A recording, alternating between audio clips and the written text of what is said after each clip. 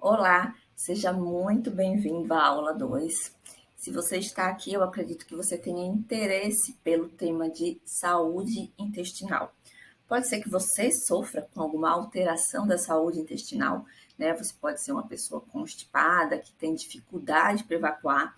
Algumas pessoas têm isso desde criança, né? Tem um histórico de uma vida de constipação.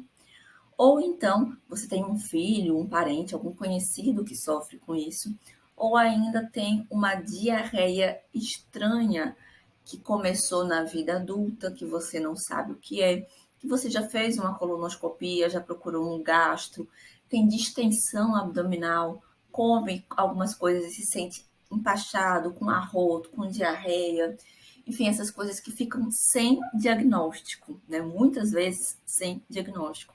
Nós vamos falar aqui hoje sobre essas alterações do funcionamento intestinal e como que o intestino interfere na saúde sistêmica, né, na saúde como um todo. Eu acredito que se você se interessa por esse assunto, você já deve ter ouvido falar que o intestino é o nosso segundo cérebro, né? Recentemente, esse campo de estudo ganhou muita relevância, né? O mundo todo vem estudando a implicação da saúde intestinal sobre a saúde sistêmica e é isso que eu vou passar para vocês hoje. Nós temos bactérias convivendo conosco em todo o corpo, né? Na pele, no canal vaginal e especialmente em todo o trato gastrointestinal. Então, da boca até o ânus, nós temos uma série de bactérias que convivem conosco de forma harmônica, tá? Inclusive que nos ajudam, eles vivem com a gente numa situação de simbiose. A gente oferece para eles um local para eles se aderirem e para viverem, para se reproduzirem, e eles também nos oferecem benefícios, tá? Essas bactérias nos ajudam com a metabolização de alguns nutrientes, na produção de algumas vitaminas, e elas produzem compostos que são benéficos para a nossa saúde como um todo.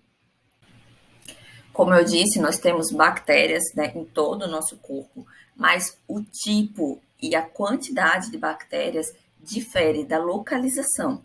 Então, eu tenho um tipo de bactéria específica na pele, outro tipo para o canal vaginal, outro tipo para a boca, para o estômago, para o intestino, e eu tenho comunidades características de cada órgão, tá? Na boca, eu tenho uma quantidade significativa, grande de bactérias. Já no esôfago, essa quantidade não é tão grande, tá? Porque ali acaba que serve apenas como um tubo de uma passagem, não tem adesão, eu não tenho a grande permanência de alimentos ali para facilitar a replicação bacteriana. Quando chega aqui no estômago, também já não tenho ainda uma grande quantidade de bactérias. Isso por causa do pH ácido do estômago. Não são todas as bactérias que conseguem sobreviver nesse pH ácido, né? Por causa do suco clorídrico. Mas algumas bactérias conseguem. Por exemplo, a Helicobacter pylori, né, uma bactéria muito encontrada em pessoas com histórico de gastrite e é uma bactéria patogênica. É uma bactéria que aumenta a chance de ter câncer de estômago, por isso ela precisa ser tratada, né, com antibiótico, com prescrição médica, é claro. Passando do estômago, que, como eu disse, não tem muitas bactérias, mas tem algumas, chegando na primeira porção do intestino, eu tenho a liberação do suco pancreático. Esse suco pancreático vai neutralizar o pH ácido do estômago. Então, eu começo a favorecer o crescimento de uma quantidade maior e também de uma diversidade maior de bactérias. Ao longo do intestino, esse pH vai ficando cada vez mais adequado para o crescimento bacteriano e vai aumentando a diversidade e a quantidade de bactérias. Antes de entrar em disbiose, que é o tema central dessa aula, nós vamos definir microbiota. Como vocês acabaram de ouvir, eu tenho uma microbiota, né, um conjunto de bactérias característicos de cada parte do corpo humano. Mas quando eu falo microbiota, eu não estou me referindo apenas às bactérias, mas também aos fungos e aos vírus que habitam aquele local. Então, aqui o nosso foco é microbiota intestinal, ou seja, nós vamos falar do conjunto de micro-organismos, bactérias, vírus e fungos que habitam o nosso intestino. A informação que eu vou passar para vocês agora, eu acho que vai surpreender, assim como me surpreendeu lá no passado. Vê só, você sabia que nós temos no nosso corpo 10 vezes mais micro-organismos do que células humanas? Isso é muito interessante, né? Quer dizer que se somar todas as minhas células aqui humanas de Ana Maria, a proporção é de uma vez de células humanas para 10 vezes de micro-organismos. Ou seja, eu sou mais os micro-organismos que habitam em mim do que eu mesma, né? Até uma coisa meio filosófica. Enfim, eu, quando aprendi isso, quando fiquei conhecendo isso, achei bem surpreendente. Eu não tinha noção dessa magnitude. Essa magnitude é assim tão importante em quantidade e é óbvio, esses micro-organismos pesam, né? O volume deles é muito menor do que uma célula humana. Mas se eu juntar todos esses micro-organismos e colocar na balança, eu tenho aproximadamente 1,5 kg de microbiota, né? Então, se eu limpar completamente realmente a pessoa, ela vai ficar 1,5 kg mais magra, que eu digo, mais leve na balança, entende? Sem ter perdido gordura, só perdeu o microbiota mesmo. Esse conjunto de micro-organismos que habitam o nosso intestino colabora para a nossa saúde, tá? Em algumas situações, sim, eles são os causadores de doenças, mas em situações de normalidade, eles colaboram, ajudam na digestão de alguns nutrientes e até produzem vitaminas, por exemplo, a vitamina K. Tá? E além disso, as bactérias boas, elas disputam local, disputam lugar, né, com as bactérias ruins. Então, elas estão ali nos protegendo de um supercrescimento das bactérias patogênicas, das bactérias ruins. Além da saúde, o peso realmente da pessoa também é influenciado pelo tipo de microbiota intestinal que ela tem. E isso começou a ser muito estudado quando foi evidenciado nesse estudo que foi publicado em 2006 na revista Nature, uma das revistas, né, de maior impacto científico na comunidade internacional. Então, deixa eu contar para vocês como foi esse estudo. É um estudo relativamente simples, mas foi quem abriu as cortinas, né, abriu os nossos olhos, os olhos da comunidade científica, para a relação da microbiota no ganho de peso. Deixa eu ver só como é que foi interessante o estudo. Eles pegaram 2 ratinhos gêmeos. Esses 2 ratinhos gêmeos viviam nas mesmas condições, tá? A mesma dieta, mesmo nível de atividade física e características genéticas também iguais, né? E aí pegaram 2 irmãos, homens adultos gêmeos. Um desses irmãos era obeso e o outro era magro. Pegou fezes do magro e fezes do obeso e transplantaram para esses ratinhos. Cada ratinho recebeu as fezes de um doador diferente, um de um magro, o outro do obeso. Depois, esses ratinhos seguiram sua vida normal, comendo a mesma coisa, praticando a mesma atividade física, tudo igualzinho. E o ratinho que recebeu a microbiota do obeso engordou. Ele não mudou a alimentação, ele não passou a comer mais, ele simplesmente engordou. Ou seja, ele passou a aproveitar mais calorias, né, a reter mais calorias do que retinha antes, né, antes de ter recebido a microbiota do obeso. Foi aí que acenderam os holofotes para essa relação que não é só a sua microbiota depende do que você come, mas também o que você come e como você aproveita esses nutrientes depende da sua microbiota. É uma via de mão dupla. Nesse momento você deve estar pensando, meu Deus, eu quero ter a microbiota do magro. Como é que eu faço para ter essa microbiota saudável? Vou te mostrar, tá? Eu vou te contar, vou te falar tudo aqui, tudo que interfere nas características da nossa microbiota. Mas antes disso, vou te contar como é que começa a formação da nossa microbiota. A formação começa desde o ambiente intrauterino. Então, é por isso que é super importante que a gestante tenha uma microbiota saudável. Porque lá no líquido amniótico já tenho bactérias. E essas bactérias já vão entrar em contato com a criança e é o primeiro contato dela com esses seres, né, microscópicos. Então, é ali que começa a formação desse intestino, dessa microbiota intestinal, e é importante que comece do jeito certo. A via de parto, o canal de parto também interfere na microbiota. Então, a criança que nasce de parto normal, ela vai passar ali pelo canal vaginal e vai entrar em contato com as bactérias, né, com os micro-organismos do canal vaginal da mãe. Né? Especialmente, ela vai ter contato da boca com essas bactérias. Então, aí já vai começar a colonizar de forma mais extensa essa microbiota. Já a criança que nasce de cesárea, ela não tem contato com essas bactérias. Ela perde de entrar em contato com lactobacilos, que é o tipo de bactéria que está muito presente lá no canal vaginal saudável, da mulher saudável. Ainda na infância, um outro fator definidor da microbiota intestinal é o fato da criança mamar, certo? Leite materno exclusivo ou não. A criança que recebe apenas o leite materno, e quando eu digo exclusivamente, é sem água, sem chá, sem suco, sem nada, porque enquanto ela recebe leite materno apenas, ela não precisa de nada disso, tá? Nem de água, mesmo no calor, não tem essa necessidade. Então, essa criança, né, que recebe o leite materno exclusivamente, ela está oferecendo para aquelas bactérias que já estão lá no intestino dela o melhor alimento que elas poderiam receber. E aí essas bactérias vão crescer e se multiplicar felizes e saudáveis, tá? Por quê? Porque o leite materno é um alimento para as bactérias boas. E aí eu estimulo o crescimento dessas bactérias boas.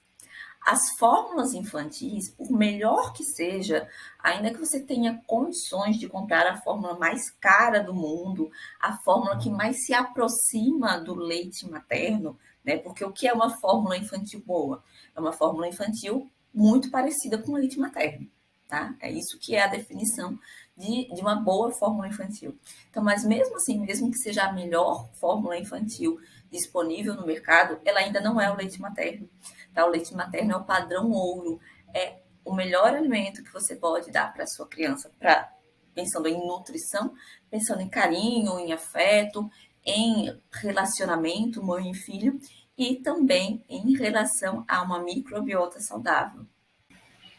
Bom, se você é adulto, não pode mais voltar no tempo, né? Cuidar da microbiota da sua mãe, cuidar da via de parto, do tipo de aleitamento que você recebeu. Talvez os seus filhos também já estejam grandes, você não consiga mais controlar isso. Mas você ainda pode modificar a sua microbiota, tá? Porque a nossa microbiota, ela é modificada a cada momento, a todos os dias, tá? Com o estilo de vida que nós levamos. Então, o que interfere na nossa microbiota? Tudo, tudo, em especial a alimentação. Então, uma alimentação adequada vai fazer com que cresça ali no intestino as bactérias que eu quero, as bactérias benéficas. Outras coisas que interferem é o uso de antibióticos. Né? A gente não deve utilizar antibióticos de forma indiscriminada, sem prescrição médica.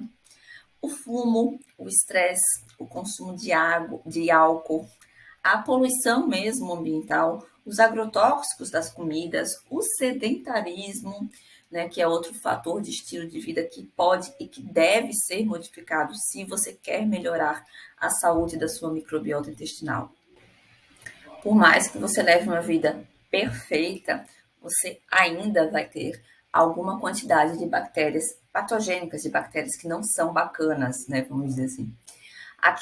O problema só acontece quando a quantidade de bactérias ruins é superior à quantidade de bactérias boas, tá? Quando esse equilíbrio é desfeito.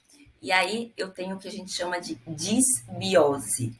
Então, a disbiose é justamente o desequilíbrio entre a proporção de bactérias boas e ruins. Nesse caso, você teria mais bactérias ruins do que bactérias boas.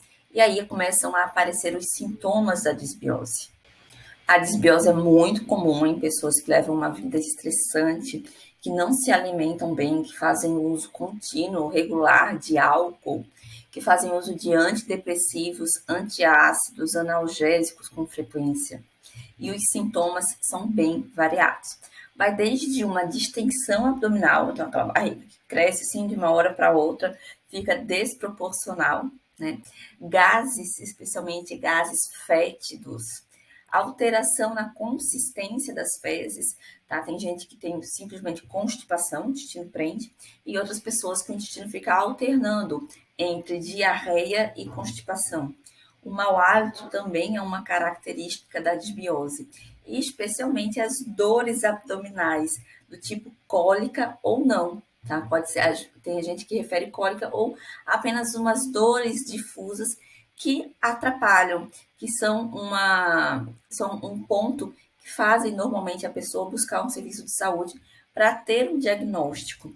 E normalmente, como não tem um exame para detectar a disbiose, essa pessoa não tem diagnóstico. Essa pessoa vai continuar com esse desconforto gastrointestinal sem saber exatamente o que ela tem. Além desses sintomas localizados no trato gastrointestinal, uma outra coisa muito comum nas pessoas com disbiose é a candidíase de repetição, tá? Então, aquela mulher que tem a candidíase tem resposta ao tratamento, e aí depois de 2 meses, depois de 1 mês, já tem candidíase de novo. Ou seja, um sinal bem claro que sua microbiota vaginal está alterada e, muito possivelmente, a microbiota intestinal também. Dores de cabeças frequentes, indisposição, alteração de humor também são considerados sintomas de disbiose. Eu não gosto de levantar isso logo de cara, porque se eu disser, quem é que anda se sentindo cansado cronicamente? Quem é que tem dor de cabeça com frequência? O número de pessoas que vão se identificar é muito grande, entende? Só que esses são sintomas muito inespecíficos. Você pode ter 1000 outras coisas que não a disbiose. Então, sim, são sintomas da disbiose, mas eu não gosto de levantar essa bandeira à frente antes de explicar as outras coisas, para que eu não tenha aí uma falsa identificação, tá? Um falso positivo. Como eu disse anteriormente, o diagnóstico da disbiose é clínico, ou seja, você não vai fazer nenhum exame de sangue, nenhum exame de imagem, não tem nada que vá confirmar, né? Vai dizer, olha, você tem disbiose realmente.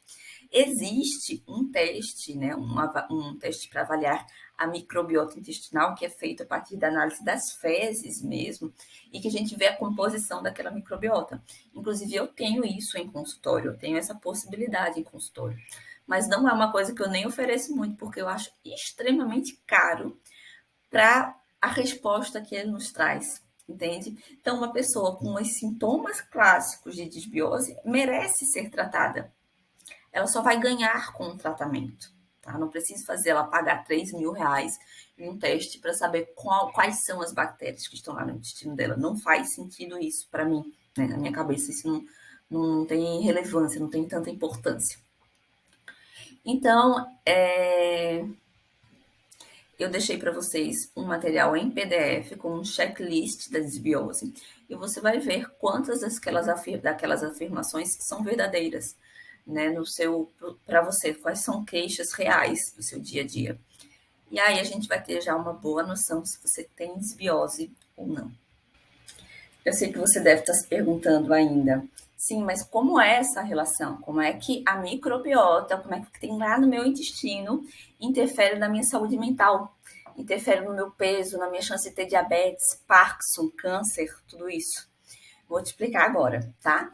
Então, a primeira coisa que você tem que entender é que um intestino saudável, um intestino normal, como tem nessa imagem aí, ele é assim, seletivo. Tá? Como se cada um desse dedo aqui fosse uma célula intestinal, um enterócito. Então, ou um colonócito, né, se for um intestino grosso. Então, eles têm que estar assim, bem juntinhos um do outro, grudados. Porque aí, o que vai passar aqui é só o que realmente deve passar, tá? Aqui só vão passar nutrientes depois que eles forem digeridos, quebrados direitinho. Não vai passar patógenos, não vai passar agrotóxicos, não vai passar, enfim, não vai passar o que não deve passar. Então, essa membrana aqui, quando está em perfeito estado, quando o intestino está saudável, só passa o que deve passar. Quando o intestino não está saudável, e como é que o intestino não fica saudável? Quando eu tenho bactérias que não são saudáveis em excesso, tá? Então, esse intestino ele começa a ficar inflamado e permeável. O intestino não era para ser assim, ele começa a ficar frouxo, certo? Gotejante. E aí, uma célula deixa de estar aderida à outra, as proteínas que fazem essa adesão de uma célula a outra ficam mais escassas, elas vão ficando frouxas, aqui o epitélio intestinal vai ficando frouxo, e aqui eu tenho a passagem de qualquer coisa, tá? Eu tenho a passagem aqui de uma proteína que não foi digerida. Proteína é uma molécula enorme, ela não pode entrar assim inteira no meu corpo. Porque quando ela entra, quando ela passa pelo intestino, ela cai na minha corrente sanguínea. Não posso ter uma proteína de um animal, por exemplo, a proteína do leite de vaca, que é uma molécula gigante que vai cair sem ser digerida na minha corrente sanguínea. Isso não tem como dar coisa boa, entende? Se ela tivesse sido digerida, quebrada em pequenos aminoácidos, tudo bem, o aminoácido ia entrar da forma correta e ele não ia ter nenhum problema. O problema é que você não digere, o seu intestino tá todo frouxo e aí a proteína cai inteira no seu corpo. Aí é problema na certa, porque a proteína de um animal estranho vai causar com certeza uma resposta imune. Né? O nosso corpo vai ver isso como um agente agressor que adentrou no nosso corpo. Além de entrar esses alimentos mal digeridos, né, de passarem ali pela membrana intestinal de forma que vão chegar na corrente sanguínea e vão ser reconhecidos como um corpo estranho e vai gerar uma resposta imune, também passam por ali bactérias, essas bactérias que não deveriam entrar, né? Então, as bactérias patogênicas, ou mesmo que não sejam patogênicas, que não deveriam entrar pelo meu intestino, cair na minha corrente sanguínea, acabam caindo lá e dando origem a uma resposta imune. O problema é que essa resposta imune, essa resposta inflamatória, não dura um dia, 2 dias, como seria uma inflamação, um probleminha aqui numa unha encravada ou num bife que eu tirei na unha, né? Provavelmente quem tem desbiose, se você tem desbiose, você não tem desbiose da semana passada para cá, você tem desbiose há meses ou há anos. Então, essa inflamação crônica acaba prejudicando o corpo de diversas formas e de forma sistêmica, de forma ampla, que não é localizada apenas na barriga, no trato gastrointestinal, né, que reflete, inclusive, na sua saúde mental. Agora sim você vai entender, né? Agora que a gente chegou na parte de saúde mental, você vai entender por que a gente ouve falar que o intestino é o nosso segundo cérebro. Veja só, eu acho que vocês sabem, né? Vocês já ouviram falar que a serotonina é um dos principais neurotransmissores que nos dão a sensação de bem-estar e saciedade, né? Então, uma pessoa com a serotonina em dia é uma pessoa feliz. Uma pessoa que não tem serotonina é uma pessoa triste, uma pessoa deprimida. Inclusive, a maioria dos antidepressivos agem via recaptação de serotonina, né? Inibidores da recaptação de serotonina. Sabendo disso, a gente acrescenta aí o conhecimento que 90% da serotonina do nosso corpo é produzida no intestino. Eu preciso aqui fazer uma ressalva que a serotonina que é produzida no intestino não atravessa a barreira hematoencefálica, tá? Não tem efeito no sistema nervoso central, porém tem efeitos sistêmicos, ok? Então, se eu tenho uma microbiota ruim, a serotonina que deveria ser produzida no intestino não vai ser produzida. Mas eu vou te explicar por quê, tá? Porque é o seguinte, a serotonina é produzida a partir de um aminoácido chamado triptofano. Eu acredito que vocês já ouviram falar, vocês já viram muita gente suplementando o triptofano, né? Só que, se eu tenho triptofano, pensa comigo, eu tenho triptofano uma quantidade boa, eu estou suplementando o triptofano. Por quê? Porque eu quero aumentar a minha produção de serotonina, já que eu tenho depressão ou compulsão alimentar, ou uma ansiedade, enfim. Eu ofereço o triptofano para mim, suplemento. Mas as minhas bactérias são péssimas. Eu tenho desbiose intestinal. Esse triptofano não vai ser utilizado para produzir serotonina. Infelizmente, não vai, tá? Esse triptofano, ele vai seguir a via das quinureninas, que é uma via que é super estimulada na inflamação. Lembra que eu falei que a pessoa que tem o intestino permeável é inflamada cronicamente? Então, eu dei o triptofano, mas o triptofano, em vez de ser utilizado para produzir serotonina, que era o que eu queria, não. Ele foi para a via das quinureninas, que é uma via péssima, gente. É uma via que tem relação com diversos tipos de câncer, esteatose hepática, Parkinson, Alzheimer, demência, esquizofrenia, a quantidade de doenças relacionadas à superativação da via das quinureninas é surpreendente, tá? É uma coisa preocupante mesmo, são doenças gravíssimas. Então não adianta eu dar triptofano com a minha microbiota toda podre, porque em vez de produzir serotonina, eu vou piorar o meu estado geral, certo? Eu preciso ter uma microbiota saudável para depois oferecer triptofano e aí sim a via que vai estar mais estimulada, com maior atividade, vai ser a via da serotonina e eu vou melhorar então a minha sensação de bem-estar, de saciedade, melhorando os sintomas mentais.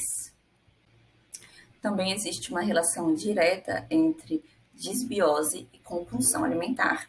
A justificativa é basicamente a mesma, tá? É a diminuição dos níveis de serotonina e o aumento das vias inflamatórias, como a via da quinurenina. Então, você deve, se você conhece alguém ou se você tem compulsão alimentar, você deve já ter percebido que você está indo muito bem, está indo por um caminho, toda organizada, está dando tudo certo.